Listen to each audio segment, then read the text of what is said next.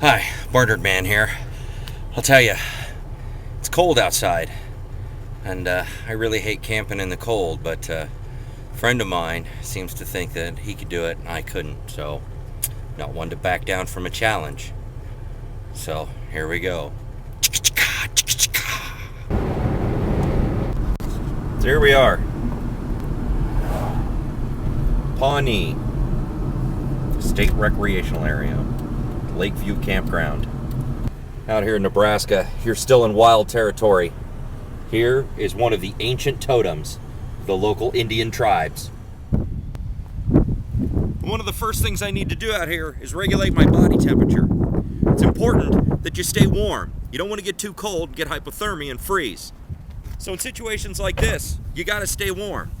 But you don't want to get too warm. If you get too warm, you start to sweat. And then you start sweating, you get cold, and you freeze. So it's important that you stay warm and a little cool. If you get too warm, you're gonna start to sweat, and then you're gonna freeze. But if you don't have a coat on, you're gonna be too cold, and then you're gonna freeze. So the important thing is that I stay warm, but not too warm. So I'll be a little cold, but I'll be warm being cold, because then I won't freeze. And that's the important thing, because I don't want to freeze. My hands are already starting to get a little cold.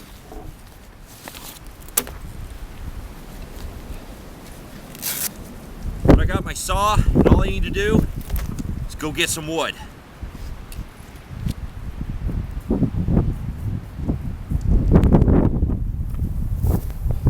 You can hear it's pretty windy out here. A lot of these trees are dead or dying or broken off. It's the kind of wood I'm looking for.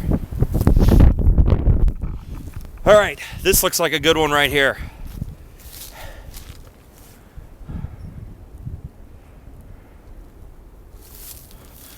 Plenty of wood for the night. It's gonna take a little work, but I think I can get this thing down.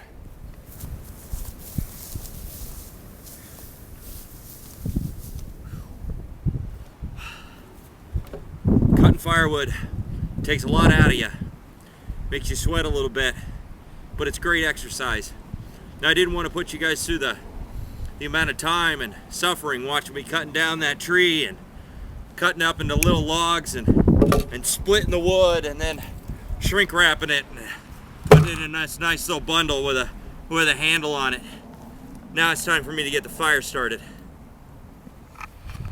Well, as you can see here, got myself a nice bundle of sticks and twigs, and I also found a nice thing here, a little pile of bark right next to the fire pit. Between all this stuff, I've got the perfect kindling to get my fire started. First thing I'm going to do is start off with a good base. I'm going to use this bark for the base. See, I've already got some started in there. All right, what I've made here is a little lean-to fire. Got a little protection from the wind. I'm gonna go ahead and light this bad boy up. I'll tell you, there's nothing better than a little fire to get your spirits up, keep you warm out here. There it is. Slowly catching. Pretty soon it'll be raging. Now I threw some more of that bark on the fire. Protects it from the wind. Keeps the heat contained. You'll notice it's working really well. As that fire gets roaring, I'll be able to put on some bigger logs. Keep me nice and warm for the night. It's getting kind of dark out here. I think it's time for me to get my shelter set up. One of the important things when it comes to setting up your shelter is a place that's level ground. And since the wind's coming from the northwest, I want to make sure there's some kind of natural wind block. Also, keeping the shelter upwind will prevent the smoke from the fire going right into the shelter. You don't smell all smoky. No, my wife wouldn't like that. The wind is really picking up out here. It's getting cold. Found a good spot for my shelter. You never go wrong. The good old American-made Schrade survival knife.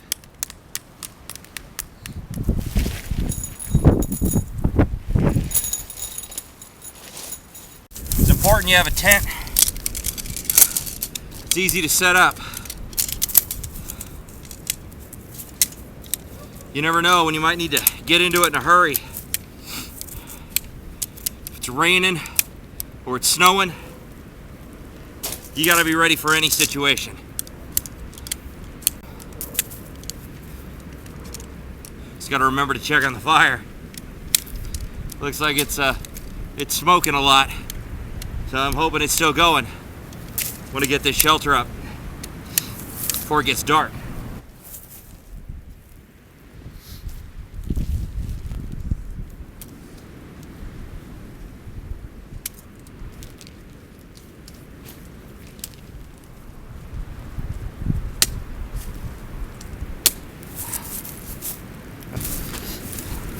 So here we are, home sweet home. Almost all the comforts of home. So I get my bed in there. Well, it started to sleet just as I'm getting the rest of the stuff into my tent. Perfect timing.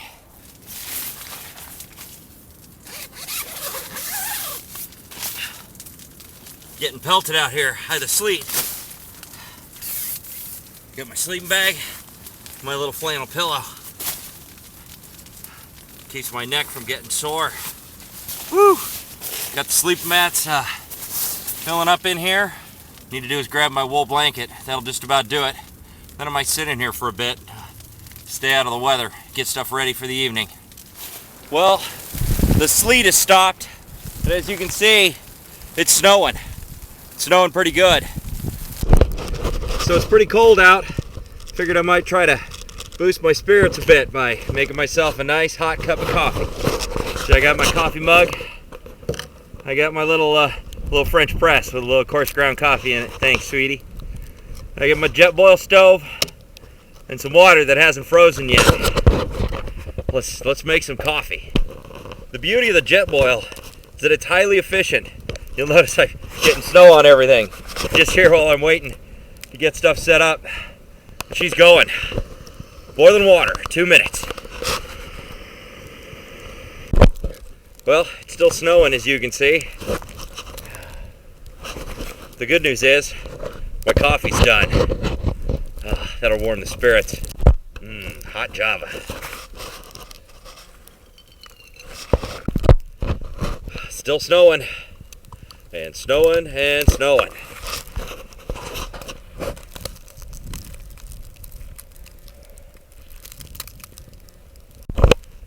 The fire is still going. Really lifts the spirits along with the Java.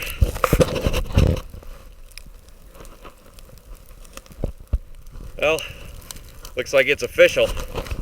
I'm the only person to be stupid enough to be tent camping in weather like this. According to the weatherman, all this weather's supposed to stop. Snow should stop around 6 o'clock. And of course, we all know the weatherman is always 100% right. So this is how it happens. You come out to enjoy some time in a state park, maybe have a fire, have a cup of joe, and it starts snowing. The roads get so bad, you get stranded. You realize that you're stuck here for the night. Looks like I survived. Cold night. Alright, I did do something different last night. The wind was coming in pretty good. Since BarnardMan doesn't have any sponsors, can't afford a 4-season tent. So I threw my tarp up on the side. Keep the wind from coming in. Kind of see it.